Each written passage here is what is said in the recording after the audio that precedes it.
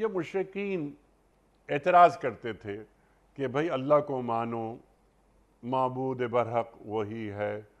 تو یہ اللہ کو بھی مانتے ہیں اور رحمان کو بھی مانتے ہیں، یہ خود دو خداؤں کو مان رہے ہیں۔ ڈاکٹر صاحب، شان نزول آیت کا پس منظر ارشاد فرمائیے، اللہ کیا فرما رہا ہے؟ دیکھیے، اس کی آج کی جو آیات آپ نے منتخب فرمائی ہیں، اس کا پہلا حصہ ہی مشرکین کے اس اعتراض کے جواب میں شامل کیا گیا کہ مشرکین اللہ کا نام تو جانتے تھے،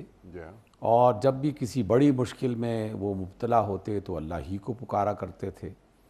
اور یہ ان کے ہاں ایک معمول کی بات تھی، کیونکہ اللہ تعالیٰ کا تذکرہ سابقہ انبیاء کی طرف سے ایک تسلسل کے ساتھ مختلف قوموں میں ہوتا رہا، اور مکہ کے رہنے والے اور اس کے آس پاس کے علاقوں میں رہنے والے وہ تو اس لفظ سے پورے طریقے سے واقف تھے اور مانوس بھی تھے۔ رسول اللہ صلی اللہ علیہ وسلم نے جب انہیں جو ہے وہ بت پرستی سے اور مختلف خداؤں کی عبادت کرنے سے منع فرمایا، تو انہوں نے ایک اعتراض نکالنے کی کوشش کی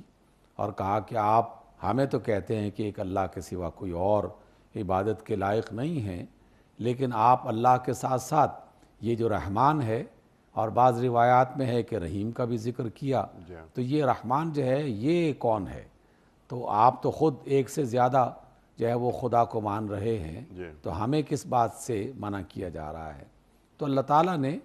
ان کے اس اعتراض کا جواب دیتے ہوئے فرمایا کہ اللہ رب العزت کا جو اصل نام ہے وہ تو اللہ ہے ہی،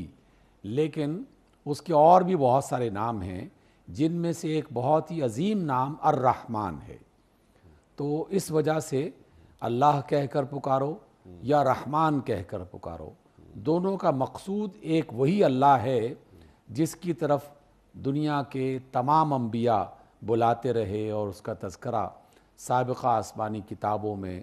اور صحیفوں میں ہوتا رہا۔ تو ایسا نہیں ہے کہ محمد صلی اللہ علیہ وسلم نے رحمان کے نام سے کوئی اور خدا بنا رکھا ہے اور وہ ان کی طرف بھی پکارتے ہیں یا وہ ان کا نام بھی دعا میں استعمال کرتے ہیں۔ تو در حقیقت اللہ تعالیٰ کا ایک نام جو سب کے ہاں معروف رہا، اور خاص طور پر عرب کی اس دنیا میں جس میں آپ صلی اللہ علیہ وسلم مبعوث کیے گئے، اس میں باقاعدہ اللہ ہی کے نام سے لوگ پہچانتے تھے، لیکن آپ صلی اللہ علیہ وسلم کے واسطے اور آپ کے وسیلے سے اللہ کے دیگر نام بھی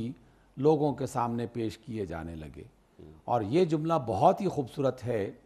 کہ جسے بھی پکارو، اور اللہ تعالیٰ کے جو پاکیزہ نام ہیں ان میں سے کسی نام کو سہارا لیتے ہوئے، اس کا ذریعہ بناتے ہوئے، تو در حقیقت اللہ تعالیٰ کے سارے نام ہی